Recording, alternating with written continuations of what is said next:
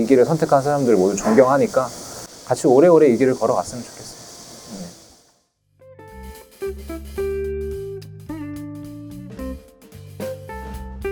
인터뷰 요청을 받았을 때 개인적으로 굉장히 좋았었어요. 저는 당연히 그런 해외 경험이 있었고 뭐 요리사가 되기까지 여러 가지 과정이 있어서 또 여러 사람들한테 도움을 많이 받았었거든요. 그래서 이런 과정들을 다른 분들에게 공유를 하고 싶었었는데 좋은 기회가 와서 이렇게 만나 뵙게 됐습니다. 저는 한 6년 됩니다. 홍콩이 한 2년 정도 되고 필리핀에서도 한 5개월 살았었고 그다음에 이제 카타르가 한 1년 반 좀 넘게 있었어요. 사실 저는 어렸을 때부터 한국을 떠나고 싶은 마음이 굉장히 컸었어요. 요리라는 것을 직접 접하면서 해외 식문화, 그다음에 뭐 식재료들을 직접 보고 싶은 마음이 커서 그때부터 이제 해외에 가고 싶은 꿈을 가지게 되었던 것 같아요. 그건 사실 국가마다 틀립니다. 그래도 한국 막내랑 비슷한 급여를 받았던 것 같아요. 급여 체계가 이렇게 우리나라와 크게 다르지 않거나 낮다고 보시면 됩니다. 인재상이라고 하기보다는 주방 일은 워낙 또 일이 복잡하고 힘들기 때문에 지치지 않고 열정적으로 할 수 있는 것들, 근데 그런 것들이 자기 마음속에 있지 않는 이상 그 힘든 걸 버틸 수가 없거든요. 열정은 제가 봤을 때는 1년이면 없어지는데 그런 것들을 어떻게 지속하느냐의 문제인 것 같아요. 네. 사람마다 성향은 틀리지만 저는 좀 극한의 상황에 몰리는 걸 되게 좋아해요. 그 극한의 상황을 버티고 그걸 이겨냈을 때 제가 한 단계 성장한다는 게 눈에 보이잖아요.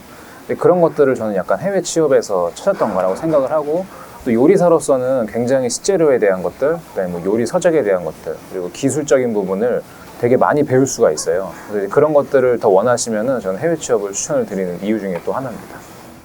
제일 중요한 건 영어입니다. 이건 뭐 말할 필요도 없이 영어.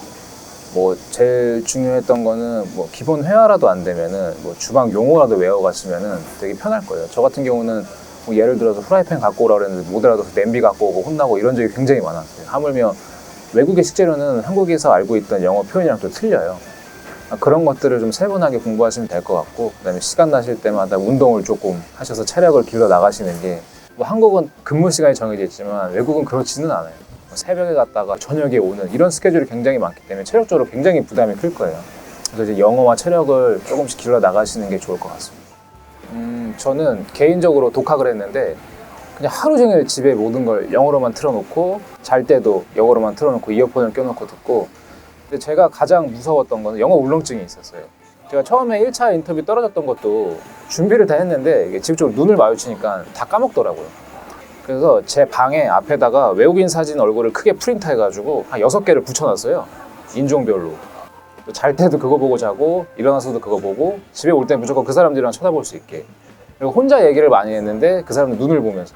가장 중요한 건 어떻게 보면 기초 회화가 돼야 다음 단계를 넘어갈 수 있으니까 이제 그렇게 많이 독학을 했던 것 같아요. 솔직히 그런 건 별로 없었어요. 뭐 어학, 공식적인 어학 시험은 아예 없었고, 뭐 자격증은 한 3개?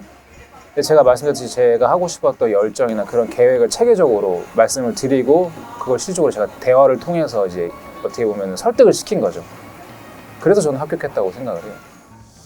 아마 이 영상을 보는 친구들이 해외 취업을 준비를 하거나 한식에 대해서 생각이 굉장히 많은 친구들일 거라고 생각을 해요. 해외 취업 같은 경우는 본인들이 생각하는 것만큼 쉽지는 않아요. 학교를 다니면 자기가 셰프거든요. 하지만 막상 현장에 나가보면 아무것도 아닌 존재라는 걸 깨닫게 될 거예요. 그때부터 포기를 많이 하더라고요.